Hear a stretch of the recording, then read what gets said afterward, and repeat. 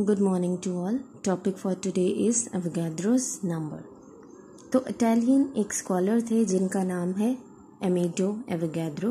उन्होंने एक कैलकुलेशन जो है वो पेश की जिसके मुताबिक एक नंबर जो है वो उन्होंने पेश किया जिसको हम बोलते हैं एवोगैड्रोस नंबर। अगर उस नंबर की बात करें तो वो हमारे पास है 6.02 इंटू 10 रेज़ टू पावर 23।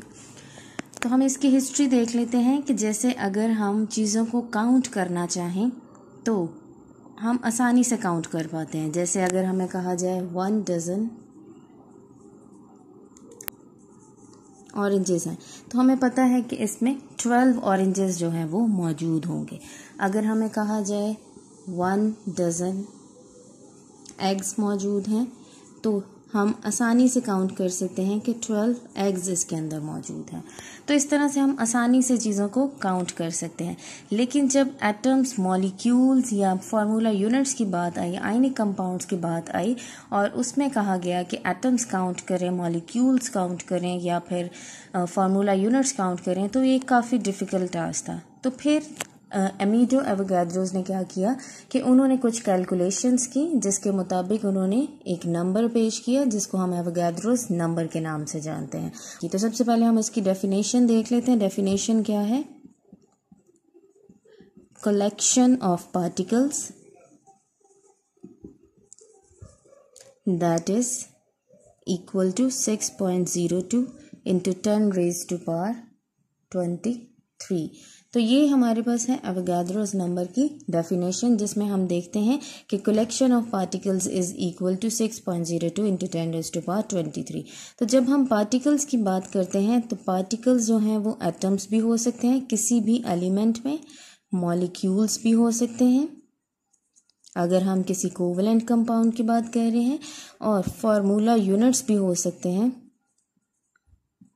अगर हम किसी आयनिक कंपाउंड की बात करें। जैसे अगर हम बात कर लेते हैं कि हम कार्बन एलिमेंट की बात कर रहे हैं तो इसके अंदर कितने कार्बन एटम्स मौजूद हैं। अगर हम वाटर की बात कर रहे हैं तो इसके अंदर कितने मॉलिक्यूल्स ऑफ वाटर मौजूद हैं, या अगर हम NaCl की बात कर रहे हैं तो इसमें कितने फार्मूला यूनिट्स मौजूद हैं। तो इसी तरह से इसको हम कलेक्टिवली कह सकते हैं कि ये पार्टिकल्स हैं जो कि एवोगैड्रोस नंबर के इक्वल है। अब अगर हम एवोगैड्रोस नंबर की बात करें तो ये 1 मोल के इक्वल होता है।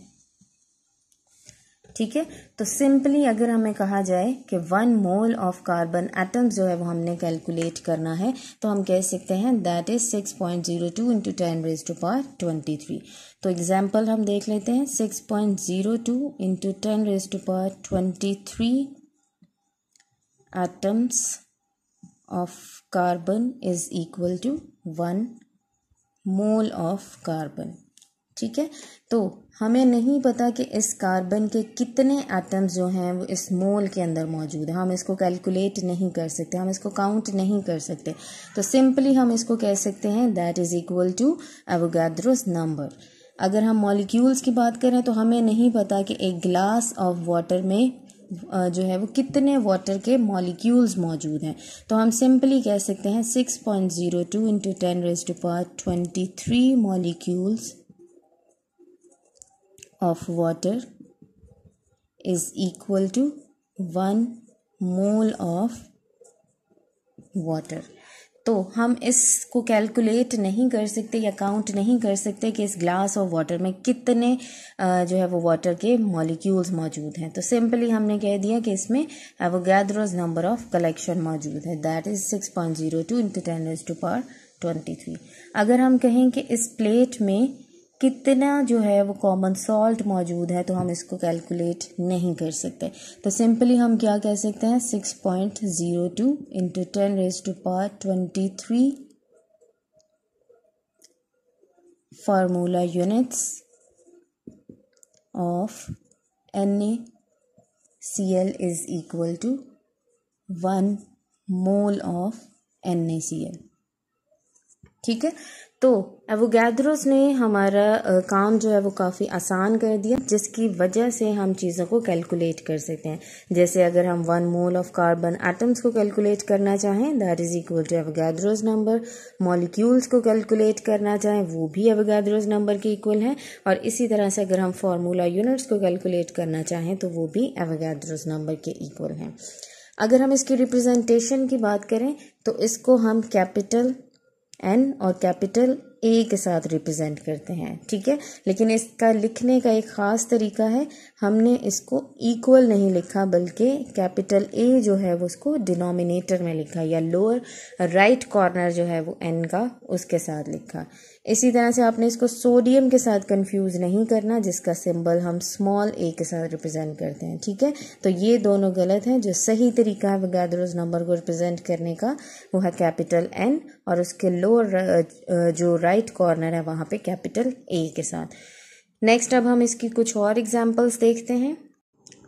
तो इसको अगर हम फर्दर डिटेल में देखें तो हम देख सकते हैं कि यहाँ पे जब हमने 1 मोल ऑफ वाटर लिया तो हमने देखा कि उसके अंदर कितने मॉलिक्यूल्स मौजूद हैं। लेकिन अगर हमसे पूछा जाए कि 1 मोल ऑफ वाटर में कितने एटम्स मौजूद हैं, मतलब हाइड्रोजन एटम्स हैं, इसमें 2 हाइड्रोजन एटम्स हैं, वो कितने हैं, और 1 ऑक्सीजन एटम्स हैं, तो टोटल कितने ऑक्सीजन एटम्स हैं और टोटल कितने हाइड्रोजन एटम्स मौजूद हैं। तो ये भी एक डिफ़िकल्ट टास्क है जिसको हम कैलकुलेट नहीं कर सकते। तो सिंपली हम क्या कह सकते हैं, that is equal to 6.02 into 10⁻23 particles, ठीक है। तो 2 एटम्स हैं इसलिए हम इसको 2 के साथ मल्टीप्लाई करेंगे कि ये हमारे पास नंबर ऑफ हाइड्रोजन एटम्स हैं जो कि 1 मोल ऑफ वाटर के अंदर मौजूद हैं। अगर हम ऑक्सीजन की बात करें तो 6.02 इंटू 10⁻23 ऑक्सीजन एटम्स जो हैं वो 1 मोल ऑफ वाटर के अंदर मौजूद हैं, ठीक है। नेक्स्ट हम बात कर लेते हैं NaCl की। तो इसमें अगर तो हमें पूछा जाए कि कितने फार्मूला यूनिट्स हैं 1 मोल ऑफ NaCl में, तो सिंपली हम कह सकते हैं 6.02 इंटू 10⁻23 फार्मूला यूनिट्स मौजूद हैं। लेकिन अगर हमें पूछा जाए कि इसमें कितने आयंस मौजूद हैं तो फिर सोडियम आयंस भी हमें कैलकुलेट करना पड़ेंगे और क्लोरीन आयंस भी, ठीक है। तो हम इसको काउंट तो कर नहीं सकते, तो सिंपली हम क्या कह देंगे 6.02 इंटू 10⁻23 सोडियम आयंस मौजूद हैं, 6.02 इंटू 10⁻23 क्लोरीन आयंस मौजूद हैं।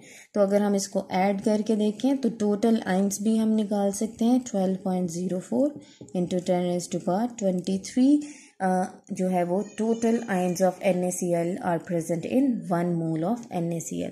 तो ये था हमारा एवोगैड्रोस नंबर का टॉपिक, जिसमें हमने देखा कि एक कलेक्शन ऑफ पार्टिकल्स जो है वो अमीडो एवोगैड्रो ने हमें पेश की, जिसकी मदद से हम देख सकते हैं कि किसी भी एलिमेंट में कितने एटम्स मौजूद हैं, या 1 मोल ऑफ एनी सब्सटेंस जो है वो उसके अंदर कितने एटम्स मौजूद हैं, कितने मॉलिक्यूल्स मौजूद हैं और कितने फार्मूला यूनिट्स मौजूद हैं।